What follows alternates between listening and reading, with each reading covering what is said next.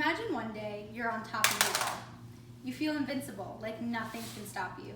You can clean again, you can do all of your chores again, everything that you enjoy you can do again.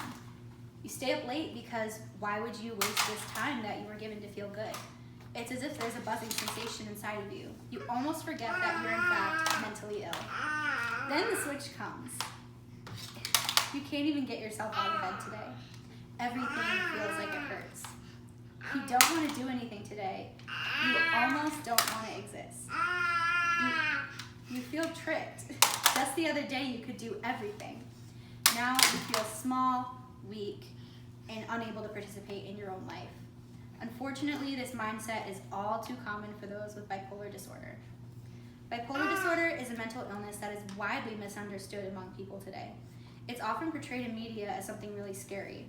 In reality, people with bipolar disorder just feel things a bit stronger and may need extra help regulating their emotions.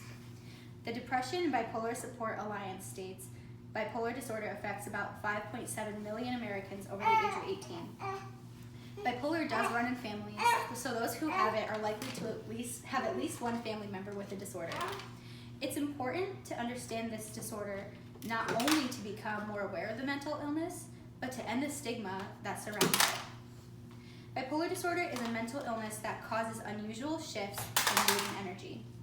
It is usually characterized by high points and low points. A high point, known as a manic episode, is a period of time where one experiences high energy and is very elated. A low point, also called a depressive episode, is a period where one experiences low energy and may feel hopeless. There are 4 types of bipolar disorder. Bipolar 1 is defined by episodes lasting at least 7 days, or by symptoms that are so severe that the person who has bipolar is hospitalized. Bipolar 2 is defined by depressive episodes and hypomanic episodes. Hypomanic episodes are less severe manic episodes. Cyclothymic disorder is characterized by numerous instances of mania and depression, but it doesn't adhere to the diagnostic requirements of bipolar disorder. Lastly, there's unspecified bipolar. This is defined by the symptoms of bipolar disorder, but it also, like the previous one, does not match the diagnostic criteria.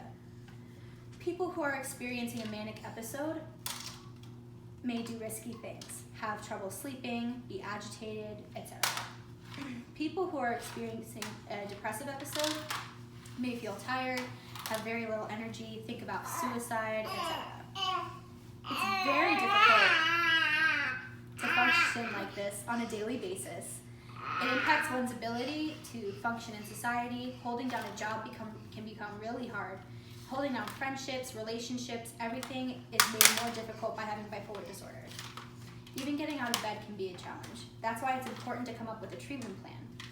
An effective treatment plan usually involves medication and psychotherapy. There is a pretty bad stigma surrounding bipolar disorder. Many of those who do not have it don't understand it.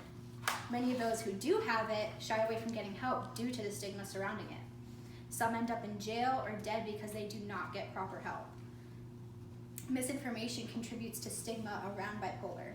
Bipolar disorder is often portrayed in the media as someone's mood changing drastically within the drop of a hat, and it can be portrayed as anger, cruelty, and this makes people not want to interact with someone who has bipolar disorder.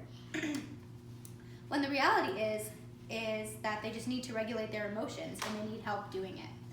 Another problem with stigma is that all too often people will be reduced just to their diagnosis. And that's not really fair because there is a person with real experiences, real emotions, and real feelings behind the diagnosis, and no one knows what their story is, but they may not bother to find out because they don't care to, because they have bipolar disorder. They just reduce them down to, oh, he or she's bipolar. Bipolar disorder in the media is often portrayed as someone who can't control themselves, someone who doesn't value their relationships, when in reality, someone who has bipolar disorder values those relationships and wants to keep them, but can't regulate themselves enough to be able to maintain those relationships and regulate their emotions. Having bipolar disorder does not define the person who has it. There's an issue also of discrimination against people who have bipolar disorder. Many people who qualify for a job could be denied it simply because of their diagnosis. Some may be terminated, which happened to Stephen Probst, a writer for bphope.com. He says, "Years ago, I was a director of quality control for a major organization. Shortly after getting a 95% approval rating for a company-wide seminar I was presented, I was terminated because there was just something not quite right about me." Although he decided not to pursue the matter legally, this is a case of discrimination against him, simply because of his diagnosis. We can fight stigma every day by educating others on what bipolar actually is and not what it's portrayed to be by the media. All done.